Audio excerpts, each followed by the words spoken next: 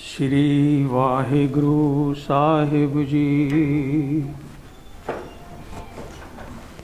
डंडौत बंदन अनक बार, सर्व कला समरथ। डोलन ते राखो प्रभु, नानक दे कर हथ। सा तरत भई धरती भई हरियावली, जिथे मेरा सतगुर बैठा आए। से जंत भय हरियावले, जिन मेरा सतगुर देखा जाए। धन धन पिता धन धन कुल, धन धन सुजननी, जिन गुरुजन आमाए। वाहिगुरु साहिब जियो, सतनाम श्री वाहिगुरु साहिब जी। पौड़ी दुर्कर्म जिना को तुद पाया, ता तिने खसम ते आया। इना जनता कह वस किछ नाही, तुद वेकी जगत उपाया। दुर्कर्म जिना को तुद पाया, ता तिने खसम ते आया। इना जनता कह वस किछ नाही, तुद वेकी जगत उपाया। इक नानो तू मेल लै, इक आपो तुद खुआया। गुर कृपा ते जानिया, जिथे तुद आप बुझाया। सहजे ही सच समाया, सहजे ही सच समाया। वाहिगुरु जी का खालसा, वाहिगुरु जी की फतेह। जुगो जुग अटल धन धन सतगुरु श्री गुरु ग्रंथ साहिब महाराज जी की पावन हजूरी विच विराजमान गुरु की साध संगत। आप वडभागी हो जिन्हों सतगुरां ने बख्शिश करके अपने चरणों में बैठन का, सत्संगत विच आने का यह अवसर दिता है। अज 7वें सतगुरु धन धन श्री गुरु हर राय साहब महाराज जी का पावन प्रकाश पुरब है। आप सारिਆਂ ਨੂੰ ही लख लख बधाई होवे। जो लड़ीवार व्याख्या आसा दी वार दी चल रही है, क्योंकि लड़ी चलती रहे ज़्यादा गैप पै जाता है जदों, तो पिछला जो कुछ सुनिया है मनों विसर जाता है। थोड़े समय विच ही थोड़े शब्दों विच ही आखिरी अर्थ करके आप धन श्री गुरु हर राय साहब महाराज जी के जीवन में भी थोड़ा जिहा वेखना है। सो आओ सतगुरु बख्शिश करन, सारे ही अपने मनोवृत्तियों को एकागर करो। गुरचरणों नाल चित्त नूं जोड़ो। सारे प्यार नाल आखो सतनाम श्री वाहिगुरु। 11वीं पौड़ी तो पहला 3 श्लोक धन गुरु नानक देव महाराज जी ने जिहड़े उच्चारण कीते ने, उन्हां 3 श्लोकों की विचार आपां कीती है। पिछले हफ्ते के श्लोक विच महाराज ने इस कलयुग के समय दे विच जो विकार ने, लोभ है, मोह है, काम है, क्रोध है, इन्हां दा संसार ते की प्रभाव है, उस दे बारे महाराज ने सानू दस्या। अते महाराज ने यह भी बख्शिश की कि मनुख के जीवन दे विच जो कुछ भी हो रहा है उस अकाल पुरख ने जो पहला ही तय कर दिता है, वही कुछ होना है। मनुख भावें यतन करता है कि मैं अपने हिसाब नाल चलां, पर ऐसा हुंदा नहीं। होर महाराज ने बख्शिश कीती सी कि जदों मनुख अगे संसार नूं छड्ड के जांदा है, उत्थे उसकी जात नहीं जाती, कोई उसका जोर नहीं चलता, उत्थे उसकी कोई जान पछाण भी नहीं होंदी, नवे लोग होंदे ने। अते जिन्हां ने इत्थे चंगे कर्म कीते ने, इस संसार दे विच अपने जीवन नूं निर्मल बनाया है, उन्हां दे लेखे विच ही उत्थे जो इज्जत है, पत है, वो उन्हां नूं मिलदी है। अज इस पौड़ी दे विच महाराज ने जो बख्शिश कीती है, महाराज कहते ने दुरकर्म जिन्हां को तुध पाया तां तिन्नी खसम ते आया। कहते ने वो जिहड़े ने जिहड़े सच नूं प्राप्त कर गए ने, जिन्हां नूं उत्थे अकाल पुरख दे दरबार दे विच पत मिली है, इज्जत मिली है, वो कौन ने, किवें उन्हां नूं इज्जत मिली है। महाराज कहते ने जिन्हां नूं धुर दरगाहों ही उस अकाल पुरख ने बख्शिश करके, किरपा करके अपने नाल जोड़िया है, उही उसकी आराधना करते हैं। अकाल पुरख ने जो विधान बनाया है इस सृष्टि का, उस दे विच मनुख नूं किसी हद तक तो छूट दी है, किसी हद तक उसनूं खुल है, पर यह खुल भी उस अकाल पुरख की दिती हुई है। कई बार असी गुरबाणी दी तुकां दा अर्थ चंगी तरह समझते नहीं, उन्होंने होर पासे लै जाने हाँ। कई बार लोग कहते हैं महाराज ने लिखे आप जपाए जपै सो नाम, आप गवाए सो हर गुण गाओ। कहते जो जपाएगा जप लांगे, पर इसका अर्थ कदी नहीं। जो तुहानूं मनुखा जीवन मिलिया है, इस विच जो तुहानूं जन्म मिलिया है, तुहाडे जिहड़े पूर्वले कर्म ने, उन्हां कर्मां दे आधार ते तुहाडा जन्म होया है, उहदे हिसाब नाल तुहाडा जिहड़ा मत्थे दा भाग है वो लिखिया गया है। हुण किसी का ऐसे घर में जन्म हो जाए जिथे कदे परमात्मा का नाम ही ना लिया जाए, जिहड़ा धर्म तो दूर होवे, ये भी उसके कर्मां का फल है। किसी का गुरसिख घराणे जन्म हो गया, इसका अर्थ है चंगे कर्म उन्हें कीते ने।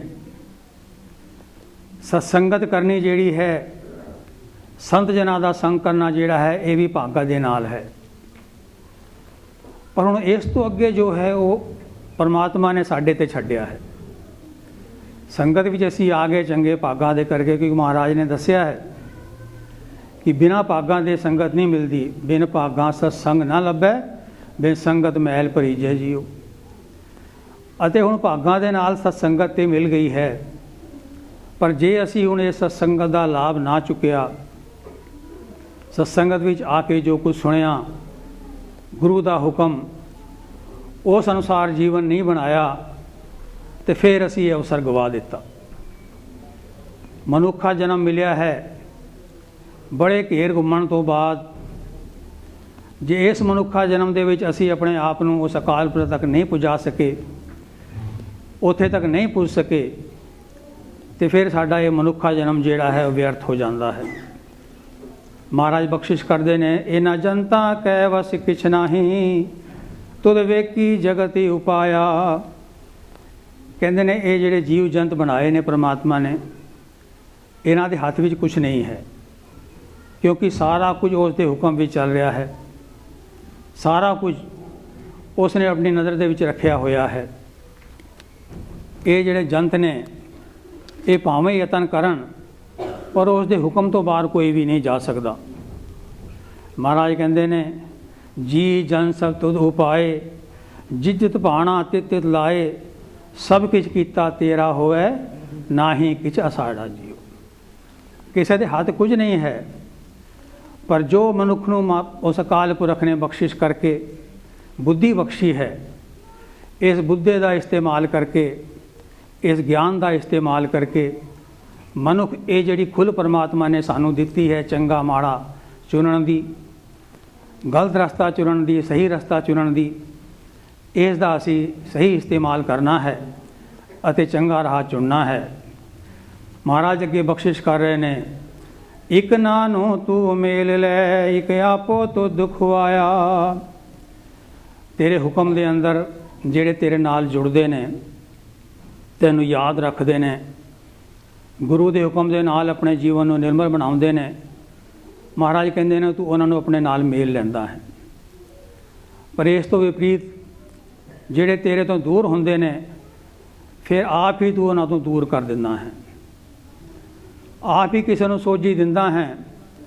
ਪਰ ਜਿਹੜੇ ਤੈਨੂੰ ਯਾਦ ਹੀ ਨਹੀਂ ਕਰਦੇ, ਤੈਨੂੰ ਭੁੱਲ ਜਾਂਦੇ ਨੇ, ਮਹਾਰਾਜ ਕਹਿੰਦੇ ਨੇ ਫਿਰ ਤੇਰੇ ਤੋਂ ਦੂਰ ਹੀ ਹੋ ਜਾਂਦੇ ਨੇ। ਗੁਰ ਕਿਰਪਾ ਤੇ ਜਾਣਿਆ, ਜਿੱਥੈ ਤੁਧ ਆਪ ਬੁਝਾਇਆ।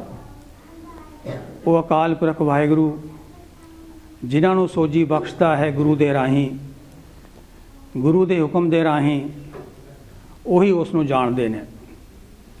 ਉਸ ਦੀ ਅਕਤ ਕਥਾ ਜਿਹੜੀ ਹੈ, ਉਸ ਦਾ ਵਿਧਾਨ ਜਿਹੜਾ ਹੈ, ਉਸ ਨੂੰ ਉਹੀ ਸਮਝ ਸਕਦਾ ਹੈ ਜਿਸ ਦੇ ਉੱਤੇ ਉਹ ਬਖਸ਼ਿਸ਼ ਕਰੇ, ਕਿਉਂਕਿ ਗੁਰੂ ਵੀ ਉਸ ਦੀ ਕਿਰਪਾ ਦੇ ਨਾਲ ਹੀ ਮਿਲਦਾ ਹੈ।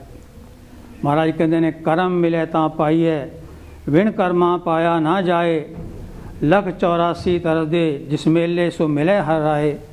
ਨਾਨਕ ਗੁਰਮੁਖ ਹਰ ਪਾਇਆ, ਸਦਾ ਹਰ ਨਾਮ ਸਮਾਏ। ਕਹਿੰਦੇ ਜਿਨ੍ਹਾਂ ਨੇ ਗੁਰੂ ਦੀ ਕਿਰਪਾ ਦੇ ਰਾਹੀਂ ਉਸ ਅਕਾਲ ਪੁਰਖ ਨੂੰ ਯਾਦ ਰੱਖਿਆ ਹੈ, ਲੱਖ 84 ਦੇ ਗੇੜ ਤੋਂ ਬਚ ਗਏ ਨੇ, ਉਹ ਉਸ ਦੀ ਕਿਰਪਾ ਦੇ ਪਾਤਰ ਬਣ ਗਏ ਨੇ। ਜਿਹੜੇ ਕਿਰਪਾ ਦੀ ਪਾਤਰ ਬਣ ਜਾਂਦੇ ਨੇ, ਉਹਨਾਂ ਦੇ ਫਿਰ ਭਾਗ ਵੀ ਬਦਲ ਜਾਂਦੇ ਨੇ। ਉਹ ਆਪਣਾ ਜੀਵਨ ਜਿਹੜਾ ਹੈ ਉਹ ਸਫਲ ਕਰਕੇ ਚਲੇ ਜਾਂਦੇ ਨੇ। ਅਖੀਰ ਵਿੱਚ ਮਹਾਰਾਜ ਬਖਸ਼ਿਸ਼ ਕਰਦੇ ਨੇ, ਸਹਿਜੇ ਹੀ ਸੱਚ ਸਮਾਇਆ। ਅਸਲ ਦੇ ਵਿੱਚ ਹਰ ਮਨੁੱਖ ਦੀ ਜਿਹੜੀ ਆਖਰੀ ਮੰਜ਼ਿਲ ਹੈ, ਉਸ ਪਰਮਾਤਮਾ ਤੱਕ ਪਹੁੰਚਣਾ ਹੈ, ਉਸ ਵਿੱਚ ਸਮਾਣਾ ਹੈ। ਉਹ ਆਪ ਸੱਚਾ ਹੈ, ਅਤੇ ਜਦੋਂ ਤੱਕ ਮਨੁੱਖ ਸੱਚਾ ਨਹੀਂ ਹੋਏਗਾ, ਉਸ ਦੀ ਸਮਾ ਨਹੀਂ ਸਕਦਾ। ਸੋ ਮਹਾਰਾਜ ਕਹਿੰਦੇ ਨੇ ਜਿਨ੍ਹਾਂ ਨੇ ਗੁਰੂ ਦੀ ਆਗਿਆ ਮੰਨ ਕੇ, ਗੁਰੂ ਦਾ ਹੁਕਮ ਮੰਨ ਕੇ ਉਸ ਅਕਾਲ ਪੁਰਖ ਨੂੰ ਅਰਾਧਿਆ ਹੈ, ਉਸ ਨੂੰ ਯਾਦ ਕੀਤਾ ਹੈ, ਧਰਮ ਦੇ ਮਾਰਗ 'ਤੇ ਤੁਰੇ ਨੇ, ਫਿਰ ਉਹ ਇੱਕ ਅਡੋਲ ਅਵਸਥਾ ਨੂੰ ਪ੍ਰਾਪਤ ਕਰ ਲਿਆ। ਉਹਨਾਂ ਨੇ ਸਹਿਜ ਦੀ ਅਵਸਥਾ ਨੂੰ ਪ੍ਰਾਪਤ ਕਰ ਲਿਆ ਅਤੇ ਉਸ ਅਕਾਲ ਪੁਰਖ ਦੇ ਵਿੱਚ ਸਮਾ ਗਏ ਨੇ। ਸਤਿਗੁਰੂ ਬਖਸ਼ਿਸ਼ ਕਰਨ, ਸਾਡੇ 'ਤੇ ਵੀ ਕਿਰਪਾ ਹੋਵੇ, ਅਸੀਂ ਵੀ ਗੁਰੂ ਦੀ ਗੱਲ ਨੂੰ ਸਮਝ ਸਕੀਏ, ਗੁਰੂ ਦੇ ਹੁਕਮ ਨੂੰ ਸਮਝ ਸਕੀਏ ਅਤੇ ਆਪਣੇ ਜੀਵਨ ਨੂੰ ਨਿਰਮਲ ਬਣਾ ਕੇ ਉਸ ਅਕਾਲ ਪੁਰਖ ਤੱਕ ਪੁੱਜਣ ਦਾ ਅਸੀਂ ਯਤਨ ਕਰੀਏ। ਸੋ ਸਤਿਗੁਰ ਧੰਨ ਸ਼੍ਰੀ ਗੁਰੂ ਹਰਿਰਾਏ ਸਾਹਿਬ ਮਹਾਰਾਜ ਜੀ ਦਾ ਪ੍ਰਕਾਸ਼ ਪੁਰਬ ਅੱਜ ਹੈ। ਸਤਿਗੁਰਾਂ ਨੇ ਕਿਰਪਾ ਕੀਤੀ ਹੈ, ਇਸ ਸੰਸਾਰ 'ਤੇ ਆ ਕੇ ਬੜੇ ਪਰਉਪਕਾਰ ਕੀਤੇ ਨੇ ਮਹਾਰਾਜ ਨੇ। ਧੰਨ ਧੰਨ ਸ਼੍ਰੀ ਗੁਰੂ ਹਰਗੋਬਿੰਦ ਸਾਹਿਬ ਮਹਾਰਾਜ 6ਵੇਂ ਸਤਿਗੁਰੂ, ਜਿਨ੍ਹਾਂ ਦੇ ਘਰ ਸਭ ਤੋਂ ਵੱਡੇ ਸਪੁੱਤਰ ਬਾਬਾ ਗੁਰਦਿੱਤਾ ਜੀ ਸਨ। ਉਹਨਾਂ ਦੇ ਘਰ ਹਰਿਰਾਏ ਸਾਹਿਬ ਜੀ ਅਤੇ ਉਹਨਾਂ ਦੇ ਵੱਡੇ ਭਰਾ ਧੀਰਮਲ 2 ਸਪੁੱਤਰ ਸਨ। ਸਤਿਗੁਰਾਂ ਨੇ ਦੇਖੋ ਗੁਰਗੱਦੀ ਕਿਸ ਨੂੰ ਦੇਣੀ ਹੈ, ਇਹ ਗੁਰੂ ਨੇ ਸਮੇਂ ਅਨੁਸਾਰ ਦੇਖਣਾ ਹੈ, ਕੌਣ ਤਿਆਰ ਹੈ, ਕਿਸ ਵੇਲੇ ਕਿਸ ਨੇ ਕੋਈ ਜ਼ਿੰਮੇਵਾਰੀ ਨਿਭਾਣੀ ਹੈ। ਭਾਵੇਂ ਗੁਰੂ ਤੇਗ ਬਹਾਦਰ ਸਾਹਿਬ ਮਹਾਰਾਜ ਉਸ ਵੇਲੇ ਹੈਗੇ ਨੇ, ਪਰ ਉਸ ਵੇਲੇ ਗੁਰਤਾ ਗੱਦੀ ਉਹਨਾਂ ਨੂੰ ਨਹੀਂ ਮਿਲੀ। ਉਸ ਵੇਲੇ ਗੁਰਤਾ ਗੱਦੀ ਮਿਲੀ ਹੈ ਧੰਨ ਗੁਰੂ ਹਰਗੋਬਿੰਦ ਸਾਹਿਬ ਮਹਾਰਾਜ ਜੀ ਦੇ ਵੱਡੇ ਸਪੁੱਤਰ ਬਾਬਾ ਗੁਰਦਿੱਤਾ ਜੀ ਦੇ ਪੁੱਤਰ ਗੁਰੂ ਹਰਿਰਾਏ ਸਾਹਿਬ ਮਹਾਰਾਜ ਜੀ ਨੂੰ। ਮਹਾਰਾਜ ਨੇ ਹਰ ਤਰੀਕੇ ਦੇ ਨਾਲ ਯੋਗ ਸਮਝ ਕੇ ਉਹਨਾਂ ਨੂੰ ਗੁਰਤਾ ਗੱਦੀ ਦਿੱਤੀ ਹੈ। ਮਾਤਾ ਨਿਹਾਲ ਕੌਰ ਜੀ ਦੀ ਕੁੱਖੋਂ ਸਤਿਗੁਰੂ ਜੀ ਦਾ ਪ੍ਰਕਾਸ਼ 26 ਫਰਵਰੀ 1630 ਨੂੰ ਕੀਰਤਪੁਰ ਸਾਹਿਬ ਵਿਖੇ ਹੋਇਆ। ਸਤਿਗੁਰਾਂ ਨੇ 14 ਸਾਲ ਦੀ ਉਮਰ 'ਤੇ ਹੀ ਗੁਰਗੱਦੀ ਪ੍ਰਾਪਤ ਕੀਤੀ। ਸਤਿਗੁਰਾਂ ਨੇ ਬਚਪਨ ਤੋਂ ਹੀ ਆਪਣੇ ਦਾਦਾ ਗੁਰੂ ਧੰਨ ਗੁਰੂ ਹਰਗੋਬਿੰਦ ਸਾਹਿਬ ਮਹਾਰਾਜ ਜੀ ਤੋਂ ਬੜਾ ਕੁਝ ਸਿੱਖਿਆ। ਬਹੁਤਾ ਸਮਾਂ ਗੁਰੂ ਸਾਹਿਬ ਦੇ ਨਾਲ ਹੀ ਰਹਿੰਦੇ ਸਨ ਅਤੇ ਗੁਰਬਾਣੀ ਦਾ ਬੜਾ ਵਿਸ਼ੇਸ਼ ਅਧਿਐਨ ਕਰਦੇ ਸਨ। ਸਤਿਗੁਰਾਂ ਨੇ ਧੰਨ ਸ਼੍ਰੀ ਗੁਰੂ ਹਰਗੋਬਿੰਦ ਸਾਹਿਬ ਮਹਾਰਾਜ ਜੀ ਤੋਂ ਹਰ ਪ੍ਰਕਾਰ ਦੀ ਸਿੱਖਿਆ ਲਈ। ਆਪ ਦਿਲ ਦੇ ਬੜੇ ਕੋਮਲ ਸਨ।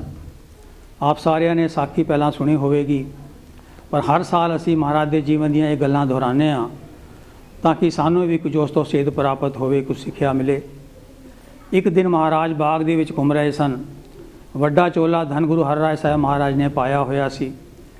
ਜਦੋਂ ਫੁੱਲਾਂ ਦੇ ਕੋਲ ਦੀ ਲੰਘੇ ਤੇ ਕੁਝ ਫੁੱਲ ਚੋਲੇ ਨਾਲ ਲੱਗ ਕੇ ਟੁੱਟ ਕੇ ਥੱਲੇ ਡਿੱਗ ਗਏ। ਇਸ ਗੱਲ ਨੂੰ ਵੇਖ ਕੇ ਗੁਰੂ ਹਰਿਰਾਏ ਸਾਹਿਬ ਦੇ ਮਹਾਰਾਜ ਨੂੰ ਬੜਾ ਦੁੱਖ ਹੋਇਆ। ਉਹਨਾਂ ਦਾ ਮਨ ਬੜਾ ਉਦਾਸ ਹੋਇਆ।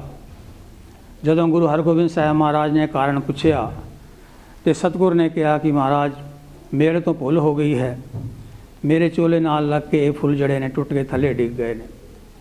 सतगुਰਾਂ ने फिर इन्नी ही गल कही, जे वड्डे चोले पाओ तो संभाल के तुरना चाहिए है। गल चोले की नहीं सी, गल दे पिछे बहुत वड्डी रमज सी। इस दा अर्थ सी शक्ति तुहाडे कोल भावें कितनी भी होवे, पर उस शक्ति का उपयोग जिहड़ा है वो समझ के अनुसार करना चाहिए है, लोड़ के अनुसार करना चाहिए है। सतगुਰਾਂ ने धन गुरु हरराज साहब महाराज जी को 2200 घुड़सवार का दस्ता जिहड़ा सीगा अपने नाल रखण का हुक्म किया। 2200 घुड़सवारां की सेना महाराज के नाल रही, पर सतगुरु ने कभी भी अपने म्यान दे विचों तलवार नहीं खिंची, उसकी लोड़ ही नहीं पई। सतगुਰਾਂ का सारा जीवन सेवा का जीवन है। उस समय का हिंदुस्तान का सब तो वड्डा दवाखाना जिहड़ा जिसनूं आपां डिस्पैंसरी कहने हाँ, उस वेले सतगुਰਾਂ दे कोल सी। सतगुਰਾਂ ने बड़ियां बड़ियां दुर्लभ वस्तुआं जिहड़ियां सन, जिहड़ियां दवाइयां विच काम आंदियां सन, अपने दवाखाने विच रखिया होईयां सन। उस वेले का जिहड़ा बादशाह सी दिल्ली का, दारा शिकोह का पुत्र सी, उसनूं एक बारी उहदे भरा औरंगजेब ने खाने दे विच शेर की मुछ दा वाल दे दिता अते वो इन्ना बीमार हो गया, उसका किधरे कोई इलाज नहीं सी। किसी हकीम ने दस्या कि इसनूं एक खास किस्म की हरड़ हुंदी है, लौंग हुंदी है, ये 2-3 चीज़ां जिहड़ियां ने ये जे मिल जान दिओगे तो इस दे नाल ये ठीक हो जाएगा। बादशाह ने सारे हिंदुस्तान दे विच पता कराया, बाहरों भी पता कराया, पर वो वस्तुआं किधरे नहीं मिलियां। जदों गुरु हरराय साहब नूं पता लगा तो महाराज ने अपने दवाखाने दे विचों चीज़ां दे के उसनूं निरोग किया। दारा शिकोह अपने भरा औरंगजेब तो वखरा सी, धार्मिक बंदा सी, सूफियां की संगत करदा सीगा। महाराज ने लोगों के वास्ते अनेक जगह पानी का इंतजाम किया, खूह लवाए अते लंगरां की सेवा आरंभ की। महाराज ने धन गुरु हरराय साहब महाराज ने सानू दस्या बाणी का सत्कार किवें करना चाहिए है। महाराज एक बार बैठे सन, बाहरों कुछ संगतां आ रही सन कीर्तन करदियां होईयां। महाराज जल्दी नाल अपने पलंग तो उठे अते गोडा जिहड़ा सी पावे विच ला के सट लगी। कोल बैठे सिंघां ने कहा कि महाराज आप तो गुरु नानक देव महाराज जी का रूप हो, बाणी आप ही ने उचारी है, फिर इन्नी छेती करन दी की लोड़ सी। महाराज कहंदे नहीं, ये बाणी जिहड़ी है ये निरंकार का रूप है। वाहो वाहो बाणी निरंकार है, तिस जे वड्यावर ना कोय। अते बाणी का असीं सत्कार करना है। जे असीं ही बाणी का सत्कार नहीं करांगे तो होर कौन करेगा। महाराज ने सिखां नूं भी हुक्म किया कि गुरबाणी का हर वेले सत्कार करना चाहिए है। जिथे गुरबाणी पाठ कीर्तन हो रहा है उत्थे सावधानी नाल बैठना चाहिए है, सिर ढक के बैठना चाहिए है, जोड़े ला के बैठना चाहिए है। सानू भी इन्हां गल्लां दा ख्याल रखना चाहिए है। असी भावें अपने घरां विच पाठ करिए, ध्यान रखिए, सावधान रहिए, नंगे सिर ना होइए, जोड़े ना पाए होण। बाणी का सत्कार करना साडा सब तो पहला काम है, क्योंकि जदों तक असी बाणी का सत्कार नहीं करांगे गुरु रूप बाणी साडे मन दे विच नहीं वसेगी। सतगुਰਾਂ ने 6 अक्तूबर 1661 नूं ये अपना शरीर जिहड़ा सीगा छड्डिया। थोड़ी 31 साल की आयु महाराज की हुई है, पर 31 साल की आयु दे विच महाराज ने सानू जो कुछ हुक्म किया, जो सिक्ख्या दी, वो साडे वास्ते अनमोल है। सानू अपने मनां विच वसाणी चाहिए है। सतगुर बख्शिश करन, किरपा करन, जो कुछ सतगुਰਾਂ ने सानू उपदेश दिता है असी उन्होंने समझ सकीए, अपने जीवन में वसा सकीए। जिवें आपनूं भाई साहब ने दस्सिया सी, आने वाली विसाखी वाले दिन इत्थे अमृत संचार का प्रोग्राम है। अमृत छकना हर सिख गुरसिख का फर्ज है। जिहड़ा सिख अमृत नहीं छकदा वो पूर्ण सिख नहीं है, वो अधूरा है।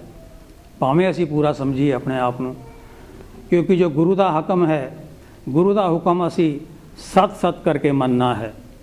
जे असी सिमरन नाल जुड़ना है, जे असी अकाल पुरख नाल जुड़ना है, तो जो गुरु ने तरीका दस्या है उस तरीके नूं अपना के असी उत्थे पुज सकते हाँ। गुरु ने जो रहत मर्यादा सानू दसी है, वो रहत मर्यादा सानू अपने धर्म के मार्ग दे चलण बहुत सहायक है अते सानू विकारां तो बचाउंदी है, सानू इस संसार की मैल तो बचाउंदी है। सो सतगुर बख्शिश करन, किरपा करन, असी अपने आप नूं तैयार करिए, अपने जीवन नूं वो सतगुर दे बख्शे हुए दायरे दे विच लैके आइए। जदों तक असी गुरु के हुक्म के अनुसार खंडे की पहल लैके सिंह नहीं बनते, उस समय तक फिर गुरु सानू अपना सिख भी नहीं मनता। महाराज कहते हैं, रहत बिना नहीं सिख खावे, रहत बिना दर चोटा खावे। असी भावें सिख मनीए, अपने आप को गुरु नहीं मनता। सो सतगुर बख्शिश करन, सारियां दे मन दे विच सिक्खी दे वास्ते प्यार पैदा करन, अपने गुरु दे वास्ते प्रेम पैदा करन, गुरु के हुक्म नूं मनन। सारे ही अपने मनां विच छाती मार के इस समय तो लाभ चुको जी। आने वाले विसाखी वाले दिहाड़े ते सिंह सज के, सिंघणियां सज के गुरु साहब दी असीसां लो अते अपने जीवन का जो मनोरथ है उसनूं प्राप्त करन वास्ते, अगे चलन वास्ते गुरु के अगे अरदास करके अपने जीवन नूं बदलण दा यतन करिए। समा बड़ी तेज़ी नाल निकलदा है, पता नहीं चलता। सानू लगता है शायद अजे पता नहीं कितना जीवन है, पर कुछ नहीं पता कितना जीवन बाकी है। किस वेले उस अकाल पुरख का बुलावा सानू आ जाना है, फिर असी पछताते रह जावांगे। असी इस संसार दे विच धन ही नहीं कमाना, माया ही नहीं कमानी, धर्म भी कमाना है। अते धर्म कमाया जा सकता है गुरु की सिक्ख्या दे राही, गुरु के हुक्म नूं मन के। सो सतगुरु बख्शिश करन, किरपा करन। समा थोड़ा ज़्यादा लग गया है, प्रोग्राम सीगा स्पैशल। महाराज सारियां दे सिर ते मेहर भरिया हथ रखन, सारियां दे हिरदियां दे विच बाणी का प्रकाश करन, सारियां नूं शक्ति देन कि अपने मन दे उत्ते जित पा के गुरु के हुक्म नूं मन के अपने जीवन नूं गुरु के हुक्म के अनुसार ढाल सकन। बेअंत भुल्लां गलतियां दी खिमा जी। वाहिगुरू जी का खालसा, वाहिगुरू जी की फतेह।